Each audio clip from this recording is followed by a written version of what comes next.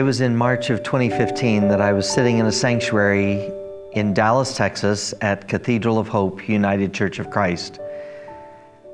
After having spent almost 5 years out of regular ministry, from being in the United Methodist Church and now seeking entry into the United Church of Christ, that I was finally on the verge of being authorized for ministry once again.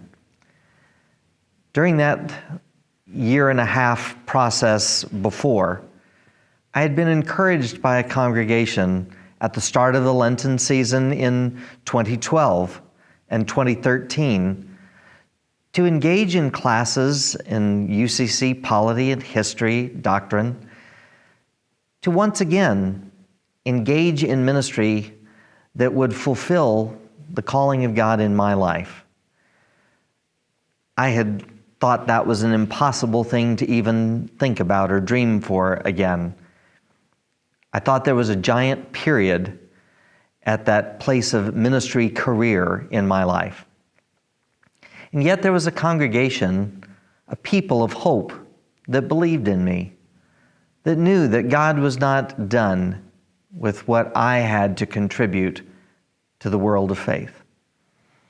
They shared with me a phrase that I had only begun to hear in the circles of the United Church of Christ: never put a period where God has placed a comma. I didn't really understand what that meant at the time, but it would come to be an important part of my faith journey and my story. For you see, it was on March the 7th, 2015, that I was unanimously approved by the North Texas Association of the United Church of Christ for authorization for privilege of call. That sounds like an awful lot, but very simply it meant I had the opportunity once again to be recognized by a denomination, a community of faith, to be engaged in ministry once again. It meant I had the opportunity to go find a place, look for a church that would openly welcome a gay minister to share with them the gospel of Christ, the good news, the hope, the love of a God who would include and welcome us all. It seems now, so many years later, 7 years, like that beginning place came by so easily, so quickly. And yet I recognize that had it not been for people who stood with me, people who would encourage me, people who would say, we'll find a way, we'll make a way, God will be with you. Had it not been for all of those folks, I don't know that I would have had the determination to move forward in that journey. That day led to the beginning of some marvelous experiences in faith communities. A small little rural congregation that was just barely getting started that needed someone to share hope with them on Sunday evenings. A large downtown United Church of Christ that was looking for someone who could lead them in operations and administration and to help guide their congregation in partnership and in ministry. And then another congregation in Pennsylvania, this church, St. John's United Church of Christ, Fullerton.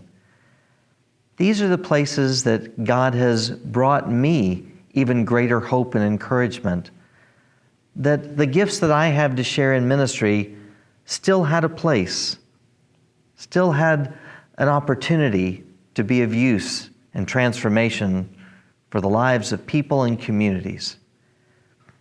As I look at the experience of faith that I have, I am so grateful for a phrase that reminds me, never put a period where God has placed a comma.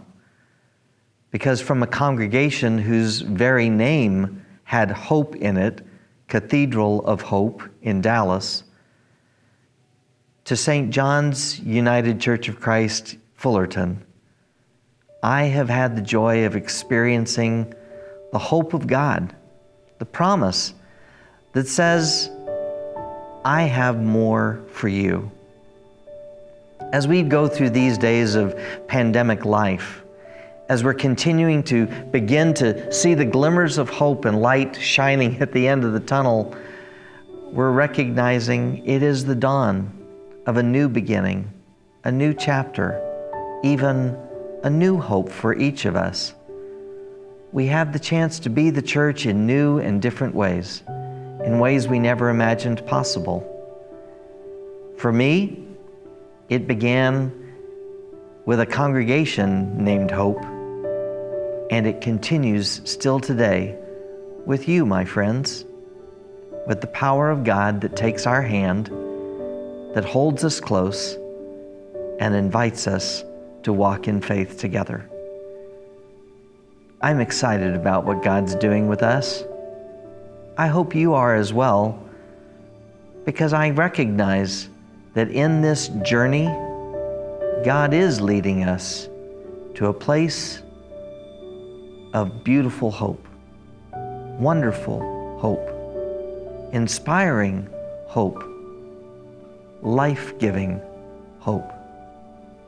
It's a journey in Lent that leads us to the heart of God.